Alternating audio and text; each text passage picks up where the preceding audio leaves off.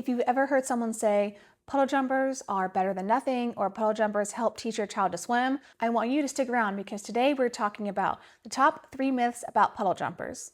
And I will show you exactly what to do instead. I'm Amanda. I have taught swim lessons for nearly 15 years now, and I have seen it all. And I want to help empower you to teach your child to swim at home on your own terms without having to rely on puddle jumpers and other life jackets that will actually cause a lot more regression than you think. One of the biggest misconceptions is that puddle jumpers help your child learn to swim. That is absolutely not true. They maybe kind of help your child learn to float, but that could also be a stretch. What they do is they help your child learn to rely on a device to be buoyant in the water. What happens when that life jacket comes off? 9.5 times out of 10, they will no longer be floating in the water. They'll be basically going under vertical, struggling, waiting for help. What can you do instead? Instead of letting the device confuse or trick your child into thinking they can float, actually help them learn how to float. We're going to do things like holding them on their belly or holding them on their back as they relax on their back in the water, or hold them as they move around the pool. A really fun option is to have them sit or stand on the wall or the steps, count to 3, and have them jump to you and push them back to the wall. This helps them learn the basics of swimming, but it helps them learn to control their breath, and it also teaches them that they cannot swim by themselves just yet. Unlike the puddle jumper, which is subconsciously teaching your child when they jump into the water, they're going to just bob right back up and float, which is not the case unless they have the life jacket on. Myth number 2 is that puddle jumpers keep my child safe in the pool. That is not the case. They might make you feel safer because they're okay, but what happens if you turn your back for 1 second or someone else takes off the puddle jumper? I had one client tell me they had a birthday party and their child was in a life jacket. They went to eat lunch, so they took off the floaty, so everyone's focused on eating lunch. The little boy turns around and runs into the pool because he thought he could swim. So they're really not keeping your child safer. They're really instilling these very dangerous habits that we want to avoid at all costs.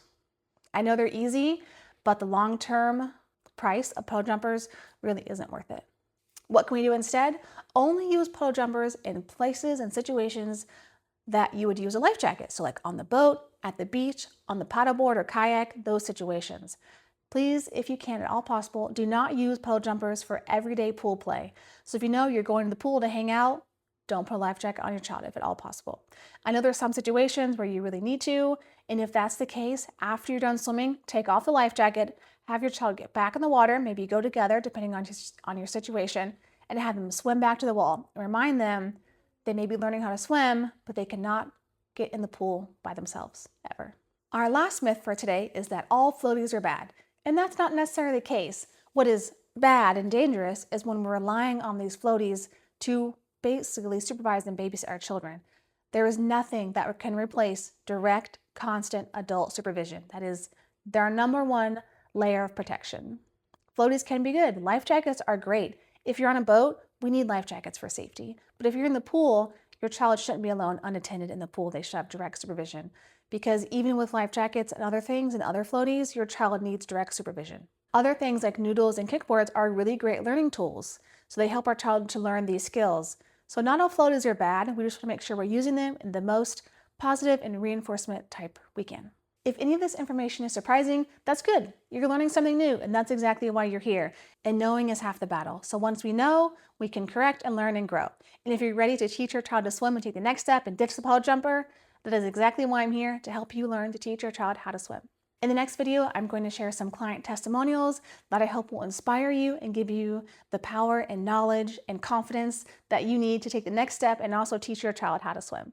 Before you go, don't forget to grab my free guide down in the description box below and join my free school community where we go more in depth and I'm there to answer all of your questions for you. I look forward to seeing you in the next video.